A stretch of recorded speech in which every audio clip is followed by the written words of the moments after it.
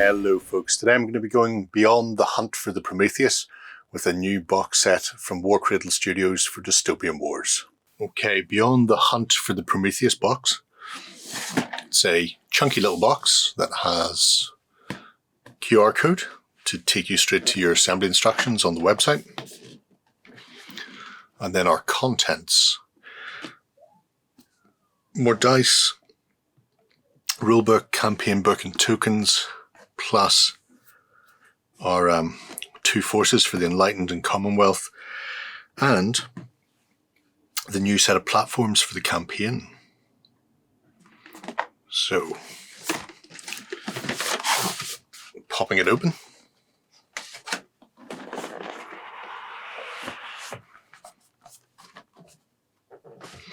And starting with the paper.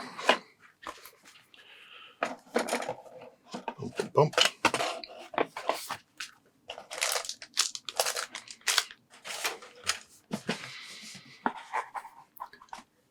All right, we have another set of action dice, so another 20 of those, and another 6 critical dice, which in many respects makes this a mini starter set by itself, which is interesting.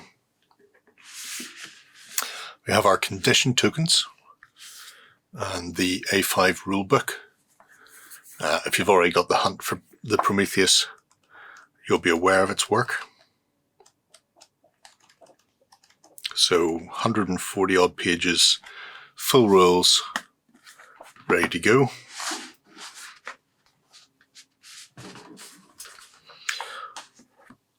The campaign book is another A5 booklet, 35 pages long. Back cover is a quick reference. So it begins with an introduction to the narrative scenario, following on from the Hunt for the Prometheus. Then we get into our build guide. So the assault machines, Ketos or Lutan, the escorts, Newton class ships, void cruisers, the Vitruvian Colossus,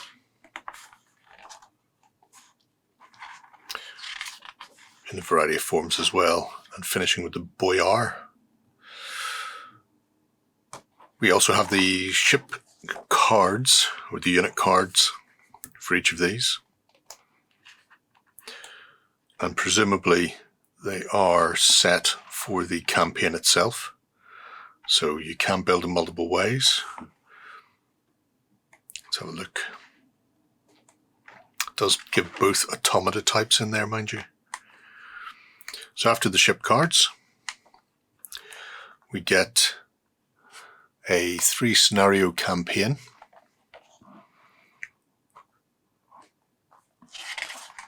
Following on the narrative campaign from the Hunt for the Prometheus.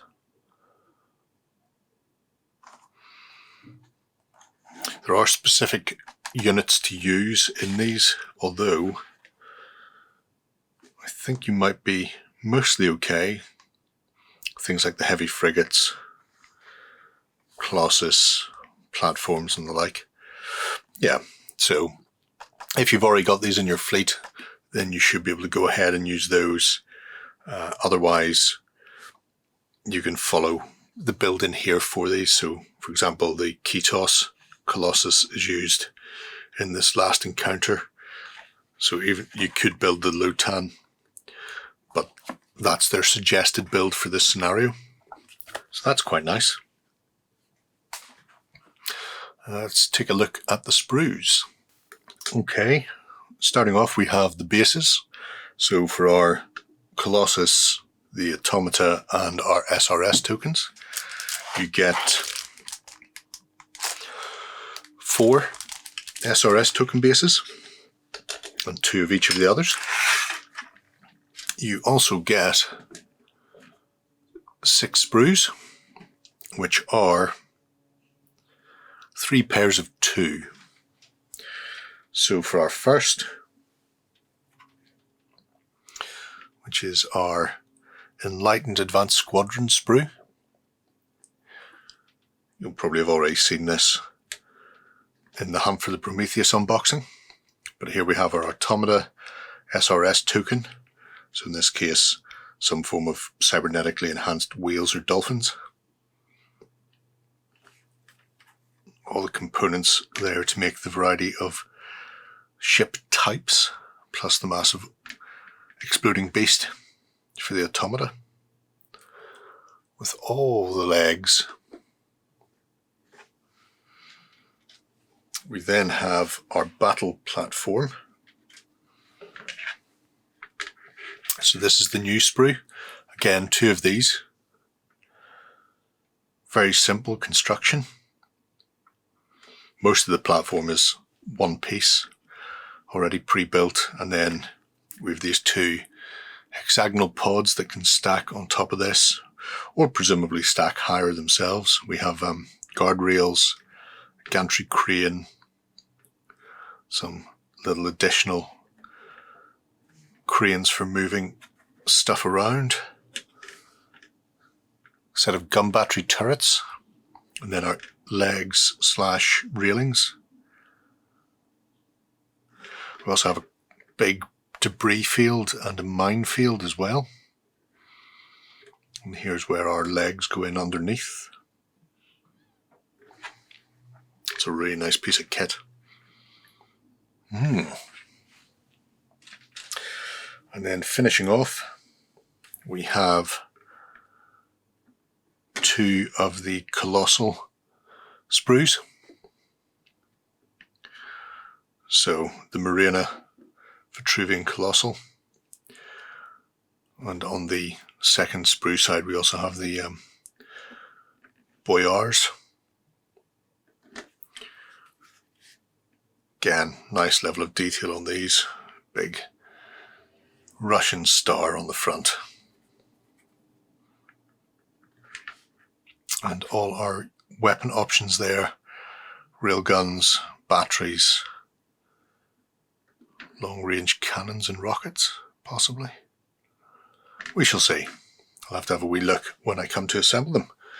Speaking of which, let's do that now. All right, back for beyond the Hunt for the Prometheus. Starting off with one of the Automata for the Enlightened. So it looks like it's got a lot going on, but it's mostly just legs, to be fair. The body itself is a single part, 1, 2 shield pieces on its back, and then this front head piece onto this ball socket, and then just the heads. Interesting, it comes with this little sort of additional piece of water that covers the oval that you normally would have a flying stand on for other ships that use this base size. So very nice little build. Obviously you have a bit of positioning with the head because it's ball sockets, so you can tilt it and rotate it, and then the mandible like head shield sits a bit different. It is 45 millimeters to the tip of its little antennae, and then obviously it sits on this base anyway, so but about 50 mil long. Nice little figure. Can zip about, annoy people up close and personal, and then explode with its apocalypse protocol. So really like it. Nice piece of plastic. It comes with a cruiser. Can be assembled in a variety of ways, but the actual booklet that came with suggests building it as the Vasilius Cetacean surgical ship. So that is what I have done. It has arc broadsides,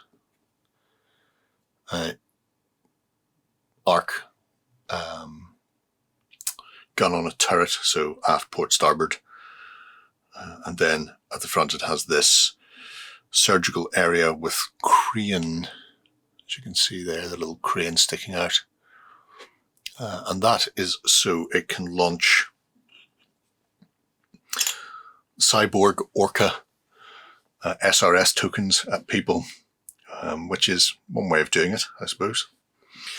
Build-wise, it went together fairly well.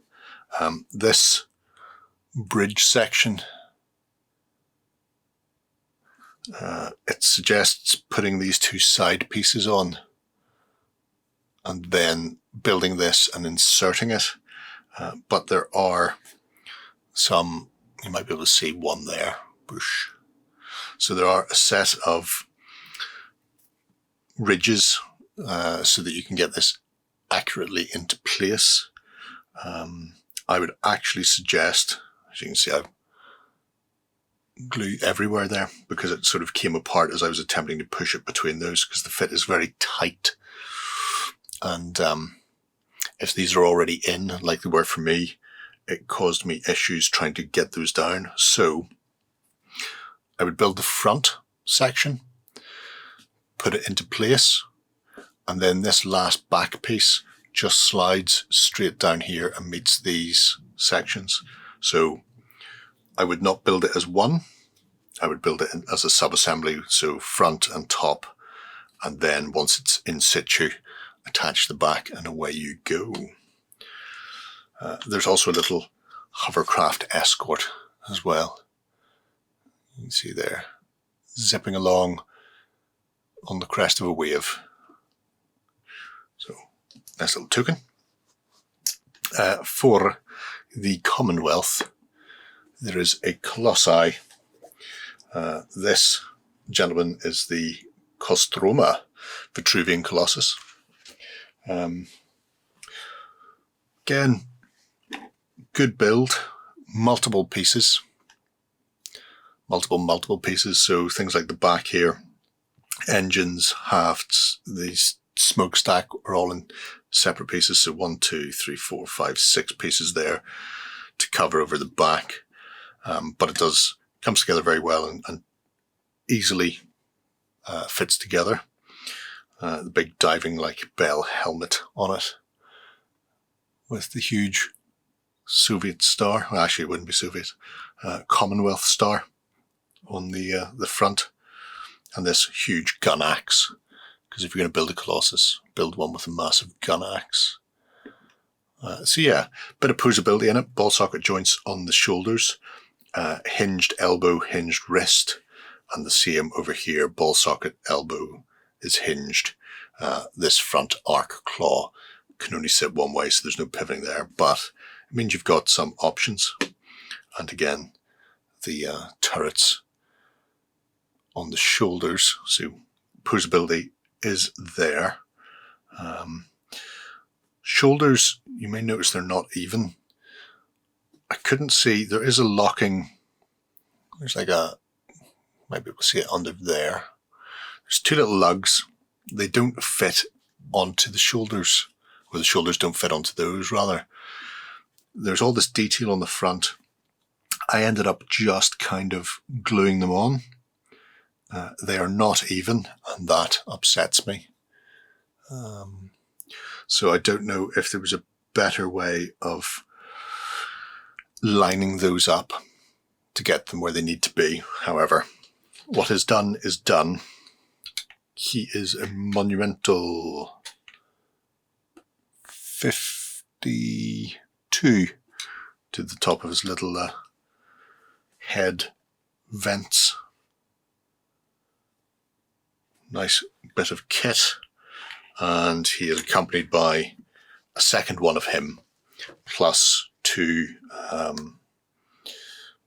Boyar heavy frigates, so rocket batteries, broadsides, a nice little squadron to give a bit of punch at range.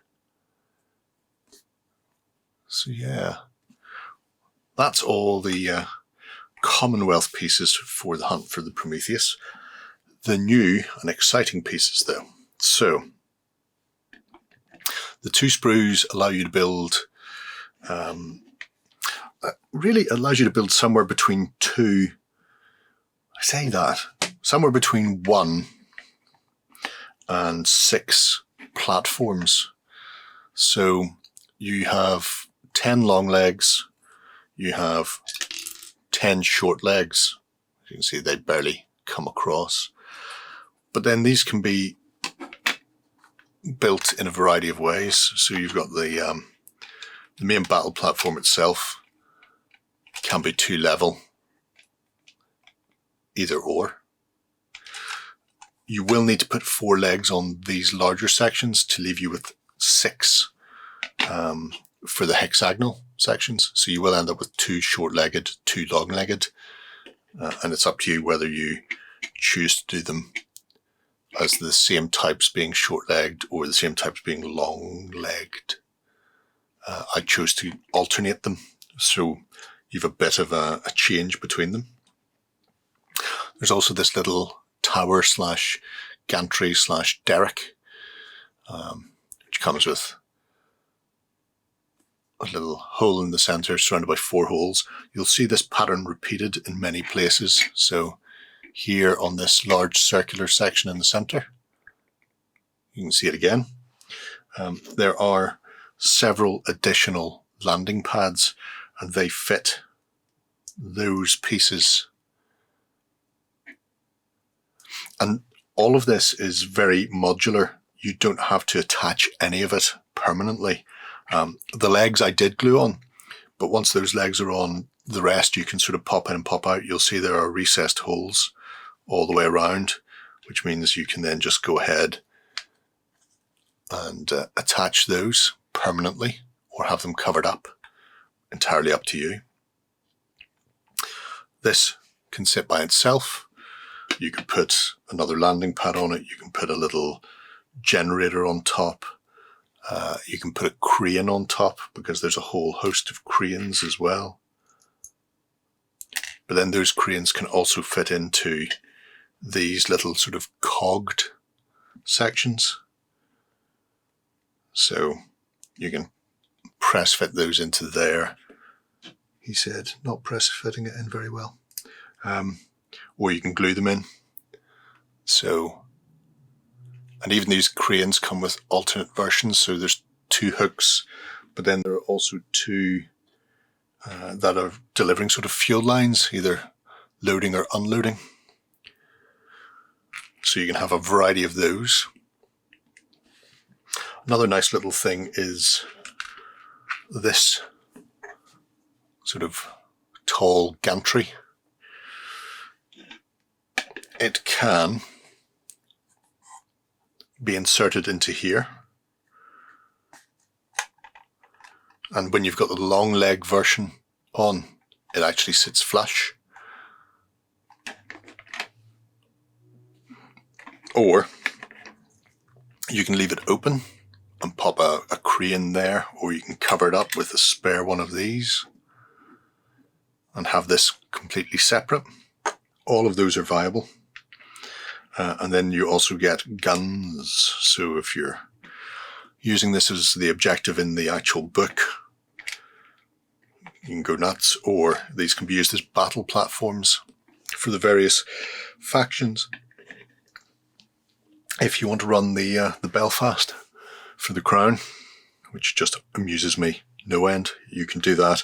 And again, these can be deployed in various places at various levels.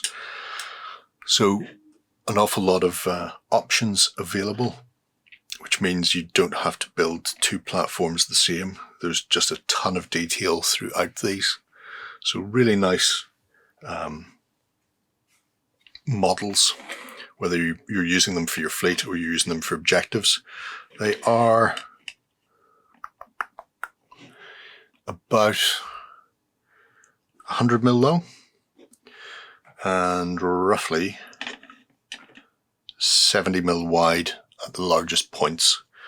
So yeah, those are gorgeous. So there we have it. Interesting that there's both dice, counters and a rulebook in there.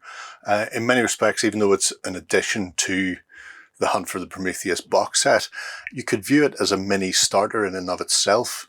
If you're not planning on picking up the Hunt for the Prometheus, you could use this to get those little add-ons, and then a couple of fleet boxes of a different ilk from the factions to give you a good start as well. So obviously it works best if you're going to be grabbing the Hunt for the Prometheus, these add on to it to give very substantial fleets. But yeah, nice looking kit, and the stations that are used for the objectives, lovely new sprues with a ton of options and modularity on there as well. So I can see these being a massive seller whenever they become available separately, and I imagine they will. I can't see them just staying in the Sturginium Skies and the Hunt for the Prometheus boxes. They're bound to get out there because people will be after them for their own fleets as well. But let me know what you think below. Until next time, bye-bye. Go ahead and check out our other content on screen now. And while you're at it, why not hit subscribe and remember to ding our dong. Go on, you know you want to click it. Go on.